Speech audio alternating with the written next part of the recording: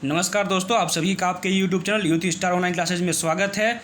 ये वीडियो आपके लिए बहुत ही महत्वपूर्ण होने वाला है क्योंकि इसमें हम लोग लगभग 270 प्लस ऐसे प्रश्न करने वाले हैं जो कि आने वाली परीक्षाओं के लिए बहुत इंपॉर्टेंट है। यानी 270 प्लस प्रश्न में हम लोग पूरे जीव विज्ञान को कंप्लीट कर लेंगे और वो भी चैप्टर वाइज। यानी चैप्टर वाइज जितने भी इंपॉर्टेंट क्वेश्चन होते हैं उन सभी क्वेश्चन को इसमें लिया गया है और उसमें चैप्टर का नाम भी है और उस चैप्टर के अंतर्गत जितने भी इंपॉर्टेंट क्वेश्चन हैं वो भी है। चलिए बिना विलंब किए शुरू करते हैं इस वीडियो को और देखते हैं पहला चैप्टर। तो पहला चैप्टर है मानव शरीर क्रिया विज्ञान। यानी मानव शरीर क्रिया विज्ञान के अंतर्गत जितने भी इंपॉर्टेंट क्वेश्चन हैं उसको कंप्लीट किया जाए।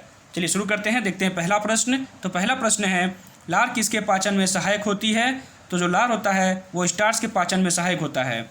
अगला प्रश्न है, लव डव ध्वनि यानी लव डव ध्वनि किसकी क्रिया के कारण उत्पन्न होती है? तो लव डव ध्वनि जो है वो हृदय की क्रिया के कारण उत्पन्न होती है। अगला प्रश्न है, एक किशोर वय मनुष्य में सामान्य रक्तदाब कितना होता है? तो इसका सही जवाब होगा ऑप्शन ए, यानी मैक्सिमम 120 और मिनिमम 80। नेक्स्ट है, किसके मौजूदगी के कारण शरीर के भीतर रक्त जमता नहीं है? ठीक, यानी जमता नहीं है पूछा गया यहाँ पे। तो हेपेरिन के कारण हमारे शरीर के अंदर रक्त नहीं जमता है। नेक्स्ट है, पूछा गया है कौन सी रक्त वाहिकाएँ ऐसी होती हैं जो साफ रक्त फेफड़े से हृदय में ले जाती हैं? ठीक है, तो इसका सही जवाब होगा ऑप्शन डी, फुफ्फुस शिरा।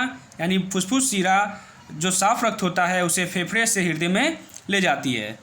नेक्स्ट क्वेश्चन है, स्तनधारी इसमें यूरिया बनाते हैं। तो जितने भी स्तनधारी हैं वो यकृत यानी कि लीवर में यूरिया बनाते हैं।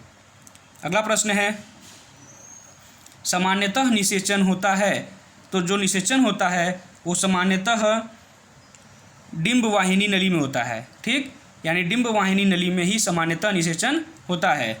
अगला प्रश्न है, कंकाल की मांसपेशियों की अनुमानित संख्या कितनी होती है? तो कंकाल की मांसपेशियों की अनुमानित संख्या होती है 700। अगला प्रश्न है, हार्मोन का उदाहरण है। तो हार्मोन का उदाहरण है ऑक्सीटोसिन हार्मोन।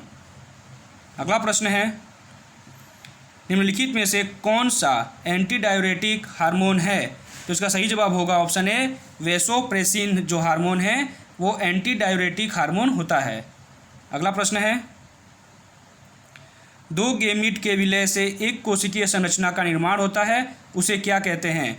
तो जो दो गेमीट के विलय से एक कोशिकीय संरचना का निर्माण होता है उसे जाइगोट कहते हैं। अगला प्रश्न है, श्वसन का नियंत्रण मस्तिष्क के किस भाग से किया जाता है? तो श्वसन का नियंत्रण मस्तिष्क के मेडुला ऑब्लांगेटा के द्वारा किया जाता है। ये बहुत ही इंपॉर्टेंट क्वेश्चन है। अगला प्रश्न है, हमारे शरीर में मस्तिष्क का कौन सा भाग संवेगात्मक क्रियाओं को नियंत्रित करता है? तो इसका सही जवाब होगा हाइपोथैलेमस। जो हमारे मस्तिष्क का हाइपोथैलेमस भाग होता है वही संवेगात्मक क्रियाओं को नियंत्रित करता है। अगला प्रश्न है, ये प्रश्न बहुत ही इंपॉर्टेंट है क्योंकि कई बार ये परीक्षाओं में पूछा जा चुका है, तो इसको ध्यान दीजिएगा। प्रश्न पूछा है मस्तिष्क जिम्मेदार होता है। तो जो हमारा मस्तिष्क होता है वो सोचने के लिए भी जिम्मेदार होता है, हृदय गति नियंत्रण के लिए भी जिम्मेदार है और शरीर के संतुलन के लिए भी जिम्मेदार होता है। यानी इसका सही जवाब होगा ऑप्शन डी, उपयुक्त तीनों के लिए। अगला प्रश्न है, पेप्सिन एंजाइम पाया जाता है। तो जो पेप्सिन एंजाइम होता है वो अमाशयी रस में पाया जाता है। अगला प्रश्न है, थाइमस ग्रंथि द्वारा निर्मित हार्मोन का क्या नाम है? तो थाइमस ग्रंथि के द्वारा जो निर्मित हार्मोन है उसका नाम है थाइमोसिन। अगला प्रश्न है, अगला चैप्टर है रक्त समूह। यानी दूसरा चैप्टर हम लोग कंप्लीट करेंगे अब, जिसका नाम है रक्त समूह। इसमें जितने भी इंपॉर्टेंट क्वेश्चन है उसको देखेंगे। चलिए देखते हैं पहला क्वेश्चन। पहले क्वेश्चन में अभिकथन दिया हुआ है और यहाँ पे उसका कारण दिया हुआ है। ठीक, तो पहले देख लेते हैं अभिकथन क्या है। तो अभिकथन है, ए बी रक्त समूह के लोग सार्वभौमिक प्राप्तकर्ता होते हैं। ठीक, और यहाँ पे कारण दिया हुआ है, रक्त समूह ए बी की लाल रक्त कोशिकाओं में कोई एंटीजन नहीं होता है। ठीक है, तो जो ए बी ग्रुप है ये सार्वभौमिक प्राप्तकर्ता होता है। ये बात तो 100% सत्य है। लेकिन जो दूसरा कारण दिया हुआ है कि ए बी की लाल रक्त कोशिकाओं में कोई एंटीजन नहीं होता, ये बिल्कुल गलत है। यानी आपका ये अभिकथन सही होगा, कारण गलत होगा। देख लेते हैं ऑप्शन में। तो ऑप्शन में सी सही होगा। ठीक है, ए सही है परंतु आर गलत है। अगला प्रश्न है, वर्ग ए बी रक्त वाला व्यक्ति किसी ऐसे व्यक्ति का रक्त ले सकता है जिसका रक्त वर्ग हो। तो अभी देखा आपने कि जो ए बी रक्त वाला व्यक्ति होता है वो सर्वग्राही होता है, यानी वो ए का भी ले सकता है, बी का भी ले सकता है और ए बी का भी ले सकता है, यानी वो किसी का भी रक्त ले सकता है। तो इसमें क्या होगा, कोई भी वर्ग का वो रक्त ले सकता है। अगला प्रश्न है, एक व्यक्ति जिसका रक्त समूह ए है सड़क दुर्घटना में गंभीर रूप से घायल हो जाता है तथा चिकित्सक रक्तदान की सलाह देते हैं, उसके संबंधियों को रक्तदान हेतु कहा जाता है जिनके रक्त समूह इस प्रकार पाए गए हैं। तो रक्त समूह देख लेते हैं। ऑप्शन ए है ओ, ऑप्शन बी है ए बी, ऑप्शन सी है ए और ऑप्शन डी है ओ, यानी पत्नी का group O, blood group O है, भाई का ए बी है, पुत्र का ए है और पुत्री का ओ है। तो वो किसका किसका इसमें से ले सकता है, ठीक है। तो देख लेते हैं, तो इसमें वो तीनों का ले सकता है, यानी पहले दूसरे और चौथे, पहले तीसरे चौथे का, ठीक, यानी वो पत्नी का ले सकता है, पुत्र का ले सकता है और पुत्री का ले सकता है, क्योंकि ए बी जो होता है वो सर्वग्राही होता है, सर्वदाता नहीं होता, वो सबसे ले सकता है पर दे नहीं सकता, ठीक है, इसलिए वो ओ, ए और ओ का ले सकता है। नेक्स्ट क्वेश्चन है, एक मनुष्य दुर्घटनाग्रस्त हो जाता है और उसे रक्तदान की आवश्यकता होती है, किंतु उसके रक्त समूह का परीक्षण करने का समय नहीं है, निम्नलिखित में से कौन सा रक्त समूह उसे दिया जा सकता है। तो अभी आपने पढ़ा जो ए बी है वो सर्वग्राही होता है, वो किसी का भी रक्त ले सकता है पर दे नहीं सकता। जो ओ होता है ये सर्वदाता होता है, यानी किसी को भी अपना रक्त दे सकता है पर ले नहीं सकता। तो ऐसी स्थिति में जब उसका ब्लड ग्रुप चेक नहीं हुआ है, पता नहीं कि उसका ब्लड ग्रुप क्या है, तो उस कंडीशन में उसे ओ निगेटिव ब्लड दिया जाएगा, ठीक, यानी ओ निगेटिव किसी को भी दिया जा सकता है, ठीक है। तो इसका सही जवाब होगा ऑप्शन बी, यानी ओ निगेटिव। अगला प्रश्न है, अज्ञात रुधिर वर्ग का एक व्यक्ति गंभीर रूप से दुर्घटनाग्रस्त हो जाता है और उसे तुरंत रक्त आधान यानी ब्लड ट्रांसफ्यूजन की जरूरत पड़ती है। अस्पताल में आसानी से उपलब्ध निम्नलिखित रुधिर वर्गों में से किस एक का रक्त आधान के लिए उपयोग सुरक्षित होगा, ठीक है। तो यहाँ पे ऑप्शन दिया हुआ है, तो इसका सही जवाब होगा ओ आर एच निगेटिव, यानी ओ निगेटिव, ठीक, ओ निगेटिव रक्त आप किसी को भी चढ़ा सकते हैं, ठीक है, ये सर्वदाता होता है और ये बहुत ही रेयर ब्लड ग्रुप होता है। नेक्स्ट क्वेश्चन है, यहाँ भी सेम वही क्वेश्चन है, एक व्यक्ति दुर्घटना में घायल हो गया है, उसके रक्त समूह की जांच के लिए समय नहीं है, उसे निम्नलिखित में से कौन सा खून दिया जा सकता है या देना चाहिए। तो यहाँ भी क्या होगा, ओ निगेटिव, यानी ऑप्शन सी सही होगा। नेक्स्ट क्वेश्चन है, एक विवाहित दंपत्ति ने एक बालक को गोद लिया, इसके कुछ वर्ष उपरांत उन्हें जुड़वा पुत्र हुए। दंपति में एक का रक्त वर्ग ए बी पॉजिटिव है और दूसरे का ओ निगेटिव है। तीनों पुत्रों में से एक का रक्त वर्ग ए पॉजिटिव, दूसरे का बी पॉजिटिव और तीसरे का ओ पॉजिटिव है। गोद लिए गए पुत्र का रक्त वर्ग क्या कौन सा होगा, ठीक है। तो इसका जो सही जवाब होगा वो होगा ऑप्शन ए, यानी कि उसका रक्त समूह ओ पॉजिटिव होगा। नेक्स्ट क्वेश्चन है, यदि एक पिता का रक्त वर्ग ए है और माता का ओ है तो बताइए कि उनके पुत्र का निम्नलिखित में से कौन सा रक्त वर्ग हो सकता है, ठीक है। तो अधिकतर जो चांस होती हैं उसमें माता के जो ब्लड ग्रुप होती है वो बच्चों से मेल खाते हैं, ठीक है। तो यहाँ माता का चूँकि ओ है तो उसके पुत्र का भी ओ हो सकता है, यानी ऑप्शन सी सही होगा। अगला प्रश्न है, प्रतिजन वह पदार्थ होते हैं जो, ठीक है, जो पहला ऑप्शन है हानिकारक जीवाणुओं को नष्ट करता है, दूसरा है विषाक्त के उपचार के लिए उपयुक्त होता है, तीसरा है शरीर के ताप को कम करता है और चौथा है प्रतिपिंड के निर्माण को उद्दीप्त करता है। तो जो इसका सही जवाब होगा वो होगा ऑप्शन डी, ठीक, यानी प्रतिपिंड के निर्माण को उद्दीप्त करता है। अगला प्रश्न है, निम्न में से एंटीजेंस की मूल विशेषता क्या होती है, ठीक है। तो इसमें से आपका सही जो उत्तर होगा वो होगा ऑप्शन बी, वे प्रतिरक्षियों के निर्माण को प्रेरित करते हैं। अगला प्रश्न है, रक्त में एंटीबॉडी और एंटीजन के अध्ययन को क्या कहते हैं। तो रक्त में एंटीबॉडी और एंटीजन के अध्ययन को सीरोलॉजी कहते हैं। अगला प्रश्न है, रक्त समूह का आविष्कार किसने किया था, या रक्त समूह का आविष्कारक कौन है? तो रक्त समूह के आविष्कारक हैं लैंड स्टीनर।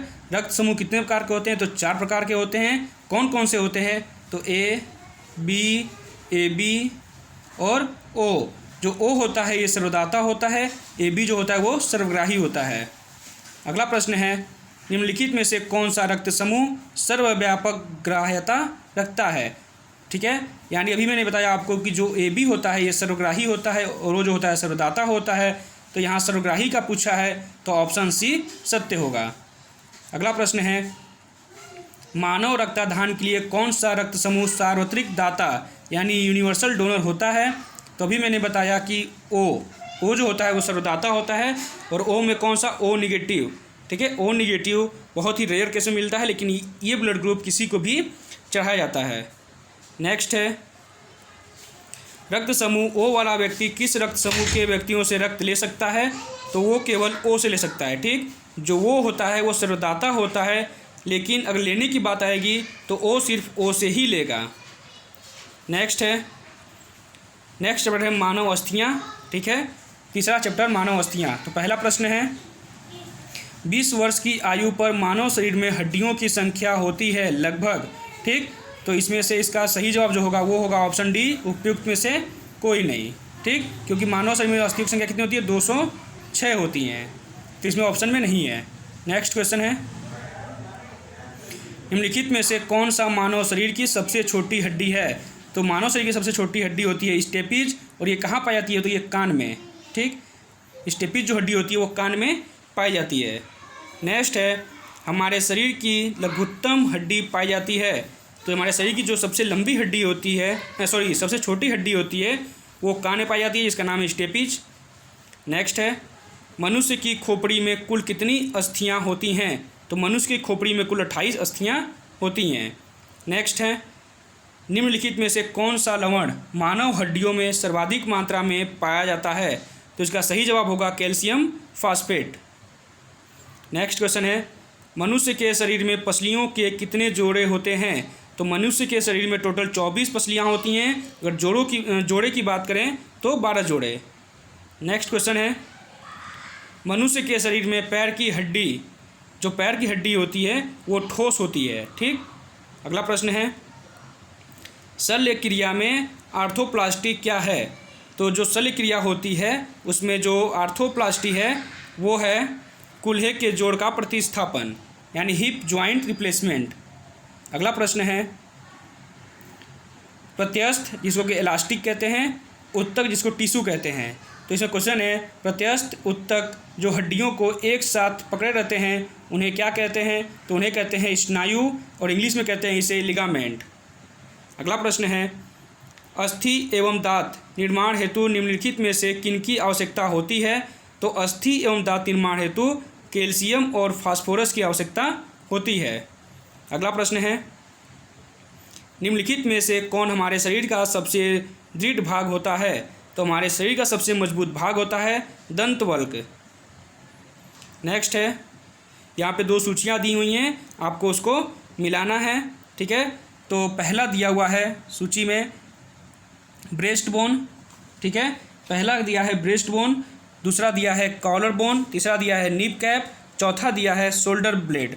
ठीक, और यहाँ पे सूची का ये अस्थियों के नाम थे, और इनका जो नाम दिया हुआ है वो दिया है क्लेविकल, पेटेला, स्केपुला और स्टर्नम। तो इसका जो मैच करना है आपको यहाँ दिया हुआ है, जो इसका होगा वो होगा ऑप्शन सी सही होगा इसका। ठीक, 4 1 2 3, 4 1 2 3, यानी इसका 4, इसका 3, 4, एक सेकंड देख लेते हैं, 4 1 2 3, माफ़ कीजिएगा, इसका 4 1 2 और 3, यानी ब्रेस्ट बोन को कहते हैं स्टर्नम, कॉलर बोन को कहते हैं क्लेविकल, नी कैप को कहते हैं पेटेला और शोल्डर ब्लेड को कहते हैं स्केपुला। नेक्स्ट क्वेश्चन है, यहाँ भी आपको सूची दी हुई है, इसको मिलाना है आपको। ठीक है, सूची में दिया हुआ है, एक सेकंड को छोटा कर लेते हैं थोड़ा सा। सूची में दिया है उरोस्थी, ठीक है, यानी ब्रेस्ट बोन, दूसरा दिया है कॉलर बोन, तीसरा दिया है नी कैप और चौथा दिया है शोल्डर ब्लेड।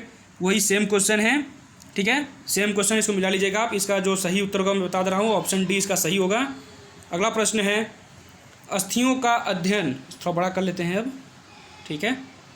अस्थियों का अध्ययन विज्ञान की किस शाखा के अंतर्गत किया जाता है? तो अस्थियों का अध्ययन करते हैं ऑस्टियोलॉजी के अंतर्गत। नेक्स्ट क्वेश्चन है, मनुष्य में कुल हड्डियां कितनी होती हैं? तो मैंने भी पीछे बताया आपको कि मनुष्य में कुल 206 हड्डियां होती हैं। नेक्स्ट चैप्टर है स्वास्थ्य एवं पोषण, यानी हम लोग चौथा चैप्टर देखेंगे। अब 3 चैप्टर कंप्लीट कर चुके हैं, चौथा है स्वास्थ्य एवं पोषण। पहला प्रश्न है, दांतों के क्षय को रोकने के लिए अधिकांश टूथपेस्ट में क्या होता है? तो दांतों के क्षय को रोकने के लिए अधिकांश जो टूथपेस्ट होते हैं उनमें फ्लोराइड होता है। नेक्स्ट क्वेश्चन है, खसरा रोग का कारण क्या है? तो खसरा रोग का कारण है विषाणु। नेक्स्ट है, बीमारियों और उनकी जांच को सही रूप में दोनों स्तंभों से मिलान करना है। यहाँ सूची दी हुई है, पहली सूची और दूसरी सूची, ठीक है। एक में दिया हुआ है बीमारी और दूसरे में दिया है उसकी जांच, ठीक है। तो बीमारी का नाम है विडाल टेस्ट, टेस्ट दिया हुआ है Widal test, Dick test, tourniquet test, R factor, और 5वां दिया है एलिसा टेस्ट, ठीक है। रोग में दिया है गठिया रोग, डेंगू बुखार, टाइफाइड, एड्स और स्कारलेट फीवर। तो इसको मिला लीजिएगा आप। इसका जो सही आंसर होगा, इसका सही जो आंसर होगा बता दे रहा हूँ मैं आपको, इसका जो सही कूट बैठेगा वो होगा ऑप्शन ए, ठीक। अगला प्रश्न है, ल्यूकेमिया एक प्रकार का कैंसर है जिसमें असाधारण बढ़ोतरी होती है। तो ल्यूकेमिया एक प्रकार का कैंसर होता है जिसमें श्वेत रक्त कोशिकाओं की संख्या में वृद्धि होती है, असाधारण वृद्धि, ठीक है, मतलब बहुत तेज़ी से बढ़ता है। अगला प्रश्न है, निम्नलिखित में से किसका उपयोग रक्त कैंसर के उपचार में किया जाता है? तो रक्त कैंसर के उपचार में कोबाल्ट 60 का उपयोग किया जाता है। अगला प्रश्न है, निम्नलिखित में से कौन सा जल जनित रोग है? यानी जल के द्वारा होने वाला रोग कौन सा है? तो इसमें हैजा जो है वो जल जनित रोग होता है। अगला प्रश्न है, स्लीपद के रोग कारण जीव का वैज्ञानिक नाम निम्नलिखित में से कौन सा है? ठीक, यानी स्लीपद एक रोग कारक जीव है, ठीक है, उसका वैज्ञानिक नाम पूछ रहा है आपसे। तो उसका वैज्ञानिक नाम है उचेरेरिया ब्रेंडकाफ्टाई, ठीक। अगला प्रश्न है, मीना माता रोग किसके द्वारा पानी के प्रदूषण से फैलता है? ये बहुत ही ज़्यादा इंपॉर्टेंट क्वेश्चन है। मीना माता रोग कई बार एग्जाम में पूछा जा चुका है। तो इसके जो पानी में पारद के प्रदूषण के कारण ये रोग फैलता है, और ये रोग जो है वो जापान से स्टार्ट हुआ था, ठीक है। अगला प्रश्न है, मलेरिया परजीवी की निम्नलिखित में से कौन सी अवस्था संक्रामक है? तो मलेरिया जो परजीवी है उसकी स्पोरोजोआइट जो है अवस्था वो संक्रामक है। अगला प्रश्न है, काला जार का संचार किससे होता है? तो काला जार का संचार होता है सिकता मक्खी से। नेक्स्ट क्वेश्चन है, मानव गुर्दे में पथरी निम्नलिखित में से किसकी वजह से बनती है? तो मानव गुर्दे में जो पथरी बनती है वो बनती है आपकी कैल्शियम ऑक्जेलेट से, ठीक। कैल्शियम ऑक्जेलेट के कारण ही मानव जो गुर्दे होते हैं उसमें पथरी बनती है। नेक्स्ट है, जीका वायरस का वाहक कौन सा मच्छर है? तो जो जीका वायरस होता है वो एडिस मच्छर के कारण होता है। नेक्स्ट है, इबोला शब्द से आप क्या समझते हैं? तो जो इबोला शब्द है वो पश्चिम अफ्रीका में एक विषाणु रोग प्रकोप है। नेक्स्ट है, अधि रक्तस्राव है। तो जो अति रक्तस्राव है वो एक आनुवंशिक रोग है या आनुवंशिक विकार है। नेक्स्ट चैप्टर है विटामिन्स, ठीक, यानी 5वां चैप्टर हम लोग देखने जा रहे हैं। 5वां चैप्टर का नाम है विटामिन्स, जिसमें पहला प्रश्न है, मानव शरीर में विटामिन ए भंडारित होता है। तो मानव शरीर में विटामिन ए जो होता है वो यकृत में भंडारित होता है। नेक्स्ट है, विटामिन ए की कमी से कौन सा रोग होता है? तो विटामिन ए की कमी से होता है रतौंधी। नेक्स्ट है, निम्नलिखित में से कौन सा एक विटामिन ए का प्रचुरतम स्रोत है? तो आम, ठीक, आम में विटामिन ए प्रचुर मात्रा में पाया जाता है। अगला प्रश्न है, निम्नलिखित में से किस युग्म में सही सुमेलित नहीं है? मतलब बताना है कि इसमें से कौन सा युग्म ऐसा है जो सुमेलित नहीं है। तो पहला है थायमीन, ठीक है, थायमीन जो है वो बेरी रोग इसकी कमी से होता है, ठीक है। दूसरा है स्कार्बिक अम्ल, जिससे स्कर्वी रोग होता है इसकी कमी से। विटामिन ए की कमी से वर्णांधता, विटामिन के की कमी से रक्त जमना, ये तो सही है, ये भी सही है। विटामिन ए की कमी से रतौंधी रोग होता है, ठीक है, वर्णांधता नहीं होती। इसलिए जो ऑप्शन सी है ये गलत मैच खा रहा है, ठीक है, ये मिलान सही नहीं है। नेक्स्ट है विटामिन और रोग के निम्नलिखित युग्मों में कौन सा सही सुमेलित है, ठीक है। इसमें बताना है आपको कौन सा सही सुमेलित है। तो विटामिन ए की कमी से रिकेट्स होता है, ये गलत है। विटामिन B1 की कमी से बेरी रोग होता है, ये बिल्कुल सही है। विटामिन सी की कमी से स्कर्वी रोग होता है, ये भी सही है। यानी 2 और 3 सही है, गलत है, ठीक। यानी आपका ऑप्शन यहाँ पे बी सही जाएगा, 2 और 3 सही। नेक्स्ट है निम्नलिखित विटामिनों में से कौन सा एक रक्त के स्कंदन में कार्य करता है। तो जो विटामिन के होता है वो रक्त के स्कंदन में कार्य करता है। नेक्स्ट है विटामिन ई का महत्वपूर्ण स्रोत निम्नलिखित में से कौन है। तो विटामिन ई का महत्वपूर्ण स्रोत गेहूँ अंकुर का तेल है। नेक्स्ट है निम्नलिखित विटामिनों में से किसमें कोबाल्ट होता है। तो B12 यानी विटामिन B12 में कोबाल्ट प्रचुर मात्रा में पाया जाता है। नेक्स्ट है शुष्काक्षिकोप का मनुष्यों में प्रकोप किस विटामिन की कमी से होता है। तो जो शुष्काक्षिकोप है वो मनुष्यों में विटामिन ए की कमी से होता है। नेक्स्ट है कोलेकैल्सिफेरॉल रासायनिक यौगिक का सामान्य नाम क्या है। तो विटामिन डी को ही कोलेकैल्सिफेरॉल कहते हैं। नेक्स्ट है निम्नलिखित विटामिनों में कौन सा शरीर में भंडारित नहीं होता है। तो जो विटामिन डी होता है ये शरीर में भंडारित नहीं होता, ये सूर्य की रोशनी के द्वारा हम प्राप्त करते हैं। अगला प्रश्न है कौन सा विटामिन प्रतिरक्षा प्रदान करता है। तो जो विटामिन ए होता है ये प्रतिरक्षा प्रदान करता है। नेक्स्ट है मानव शरीर में इन्फेक्शन रोकने के लिए कौन सा विटामिन मदद करता है। तो मानव शरीर में विटामिन ए जो होता है ये इन्फेक्शन रोकने में मदद करता है। नेक्स्ट है यहाँ भी आपको सूची दी हुई है, ठीक है, जिसका आपको मिलान करना है। तो इसमें जो सही होगा, एक सेकेंड, इसका आंसर यहाँ पे है। इसका जो सही आंसर होगा वो होगा ऑप्शन ए, ठीक है। इसको आप मिला लीजिएगा, 4 3 1 2 इसका सही आंसर होगा। अगला प्रश्न है विविध, ठीक है, छठा चैप्टर है विविध। इसमें पहला प्रश्न है प्रयोगशाला में सर्वप्रथम डीएनए का संश्लेषण किसने किया था। तो प्रयोगशाला में सबसे पहले डीएनए का संश्लेषण किया था खुराना ने, डॉक्टर खुराना ने। नेक्स्ट है एक वर्णांध पुरुष एक सामान्य महिला से विवाह करता है, वर्णांधता के लक्षण उत्पन्न होंगे उसके, ठीक, ऑप्शन डी इसका सही होगा पुत्रियों के पुत्रों में। यानी जो भी उन पुरुष और महिला की जो पुत्री होंगी उन पुत्री के जब पुत्र होंगे तो उनमें ये लक्षण दिखाई देंगे। अगला प्रश्न है गुणसूत्र में होते हैं, बहुत ही इंपॉर्टेंट क्वेश्चन है ये बहुत इंपॉर्टेंट क्वेश्चन, गुणसूत्र में होते हैं तो डीएनए और प्रोटीन। नेक्स्ट क्वेश्चन है मनुष्य में कौन से क्रोमोसोम के मिलने से बालक का जन्म होता है। तो एक्स और वाई, जब एक्स वाई क्रोमोसोम मिलते हैं तो बालक का जन्म होता है, और एक्स एक्स क्रोमोसोम मिलते हैं तो बालिका का जन्म होता है, ठीक। यानी यहाँ पे पुरुष का वाई और महिला का एक्स, ठीक, मिलकर क्या बनाएंगे एक्स और वाई, जिससे क्या जन्म होगा बालक का। नेक्स्ट है लाल हरी वर्णांधता होने का कारण क्या है। तो इसका सही जवाब होगा ऑप्शन बी एक्स गुणसूत्रों की वंशागति। यानी ये आनुवंशिक जो होता है ना, माता पिता के द्वारा ही ये रोग आगे बच्चों में फैलता है। नेक्स्ट है प्रयोग और अनुप्रयोग का कानून या नियम किसके द्वारा प्रतिपादित किया गया था। तो प्रयोग और अनुप्रयोग का नियम जो है ये लैमार्क के द्वारा प्रतिपादित किया गया था। अगला प्रश्न है नेचुरल सिलेक्शन द्वारा ओरिजिन ऑफ लाइफ पुस्तक किसने लिखी थी, ठीक। तो इसका जो सही आंसर होगा वो होगा ऑप्शन सी,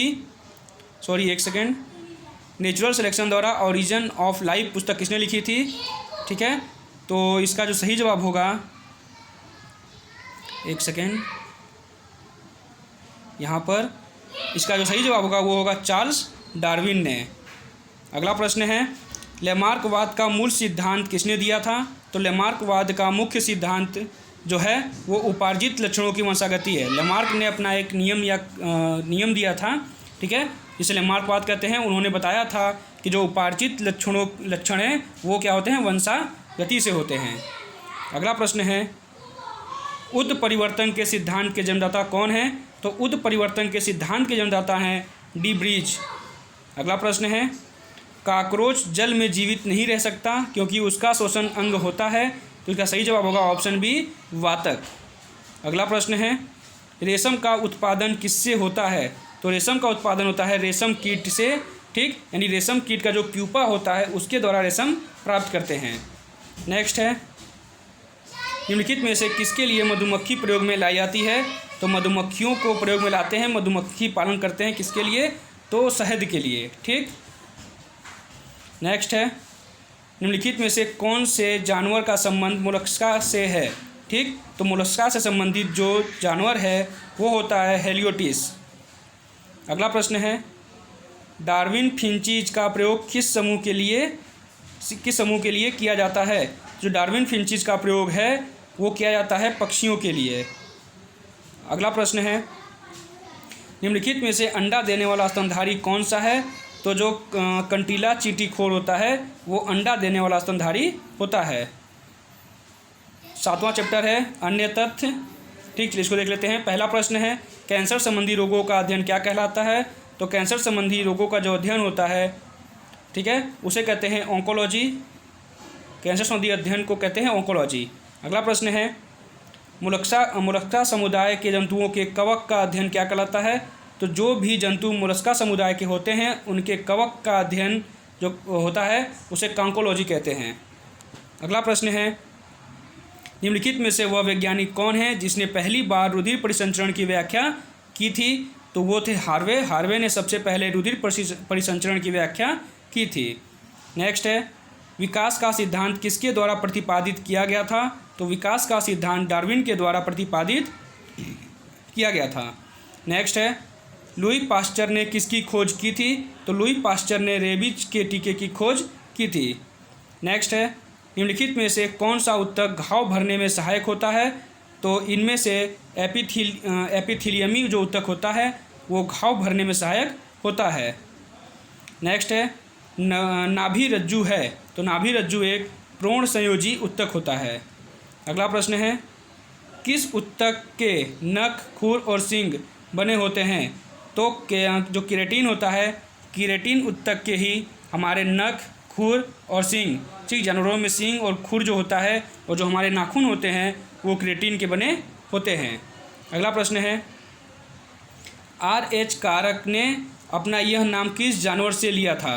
तो जो RH कारक ने अपना यह नाम बंदर से लिया था। नेक्स्ट है, रक्त होता है, ये भी बहुत ज़्यादा इंपॉर्टेंट क्वेश्चन है, कई बार एग्जाम में ये क्वेश्चन पूछा जा चुका है। तो पूछा क्या है कि रक्त होता है, तो रक्त एक संयोजी ऊतक होता है, ठीक, क्या होता है? संयोजी ऊतक होता है। नेक्स्ट है 100वां प्रश्न, जंतु विज्ञान का जनक किसे कहते हैं? जंतु विज्ञान का जनक कहते हैं अरस्तु को। जीव विज्ञान का जनक भी कहते हैं अरस्तु को। नेक्स्ट है, वनस्पति शास्त्र का जनक किसे कहते हैं? तो वनस्पति शास्त्र का जनक कहते हैं थियोफास्टस को। नेक्स्ट है, चिकित्सा शास्त्र का जनक किसे कहते हैं? तो चिकित्सा शास्त्र का जनक कहते हैं हिप्पोक्रेटस को, और जितने भी चिकित्सा शास्त्र के विद्यार्थी होते हैं उन्हें हिप्पोक्रेटस का ही शपथ दिलाया जाता है। नेक्स्ट है, निम्नलिखित में से कौन सा एक सही सुमेलित नहीं है? ठीक है, तो इसमें आप देख लेंगे इसको, इसका जो सही जवाब होगा वो होगा, पहले देख लेते हैं, फूलों की खेती को फ्लोरिकल्चर कहते हैं, ये सही है। फसलों की खेती को एग्रोनॉमी कहते हैं, ये सही है। सब्जियों की खेती को हॉर्टिकल्चर कहते हैं, ये गलत है। फलों की खेती को पोमोलॉजी कहते हैं, ये बिल्कुल सही है, यानी आपका ऑप्शन सी जो होगा ये गलत है। अगला प्रश्न है, जीवों एवं वातावरण की अंतर अभिक्रिया से संबंधित जीव विज्ञान की शाखा क्या कहलाती है? तो जीवों एवं वातावरण की अंतर अभिक्रिया से संबंधित जीव विज्ञान की शाखा को पारिस्थितिकी कहते हैं। अगला प्रश्न है, सिल्वीकल्चर वनस्पति विज्ञान की वह शाखा है जिसमें वर्णन होता है। तो सिल्वीकल्चर में वन के विकास का जो अध्ययन होता है वर्णन होता है, ठीक। सिल्वीकल्चर में वनस्पति विज्ञान की वह शाखा है जिसमें वन के विकास का वर्णन होता है। नेक्स्ट है सजावटी वृक्ष तथा झाड़ियों के संवर्धन से संबंधित अध्ययन क्या कहलाता है? तो सजावटी वृक्ष तथा झाड़ियों के संवर्धन से संबंधित अध्ययन को आर्बोरिकल्चर कहते हैं। नेक्स्ट है स्पर्मोलॉजी में किसका अध्ययन होता है? तो स्पर्मोलॉजी में बीज का अध्ययन होता है। नेक्स्ट है आज के लिए बस इतना ही, ठीक है। नेक्स्ट वीडियो में हम लोग पूरा कंप्लीट करेंगे। 270 प्लस प्रश्न है इसमें, ठीक है, यानी 270 से अधिक प्रश्न हैं। तो अगले वीडियो में हम लोग इसको कंप्लीट करेंगे। 2 वीडियो मैं बना रहा हूँ इसका, क्योंकि एक वीडियो में ये पूरा कंप्लीट नहीं होता, बहुत ही लंबा वीडियो हो जाएगा, आपको देखने में समस्या भी होगी, इसलिए इसको 2 पार्ट में हम लोग कंप्लीट करेंगे। अगर आपको ये वीडियो अच्छा लगा हो तो इसे लाइक करें, अधिक से अधिक शेयर करें, और अगर अभी तक आपने चैनल को सब्सक्राइब नहीं किया है तो सब्सक्राइब कर लें। धन्यवाद।